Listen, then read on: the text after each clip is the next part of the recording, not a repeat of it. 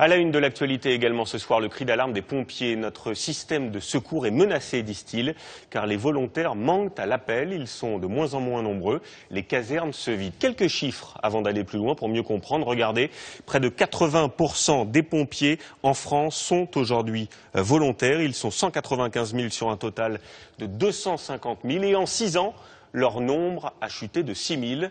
Illustration de cette désaffection avec Anne-Claire Poignard, Julien Babsa et notre bureau à Bordeaux. Ils partent en intervention toutes les 7 secondes en moyenne. Et quand le bip se déclenche, chaque minute compte. Sonia, tu me prends les kits hémorragiques, les kits pansements? Il y a un an, nous avions suivi cette équipe de pompiers volontaires sur une intervention. Ce jour-là, ils sont appelés pour une tentative de suicide. On est là pour vous causer, monsieur. L'homme est ivre, blessé. Il faudra 30 longues minutes aux pompiers pour le maîtriser. Là, monsieur, là. Asseyez-vous là, monsieur. Incendie, fuite de gaz, des blessures les plus graves aux petits bobos. Jour et nuit, les volontaires se relaient pour porter les premiers secours, parfois décisifs.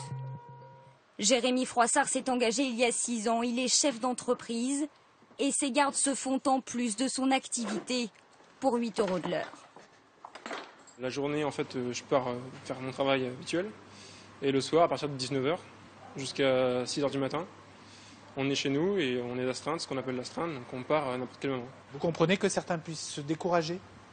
Oui, je pense qu'il y en a qui attendent un peu plus au niveau des rémunérations. Ce découragement, dans cette caserne, il se constate au quotidien et le capitaine ne le cache pas. Certaines interventions se font en sous-effectif. Le minimum de personnel qu'il faut avoir pour assurer réglementairement une ambulance, c'est 3 personnes. Alors il arrive la journée où on n'est qu'1 ou 2 personnes. Parfois, il n'y a même personne sur place. Dans cette caserne, par exemple, une urgence vient de tomber, mais il faut attendre l'infirmière qui habite à plus de 10 km pour que le camion puisse partir. Un temps précieux qu'il faut ensuite rattraper. Cette fois-ci, le camion part, mais ce n'est pas toujours le cas.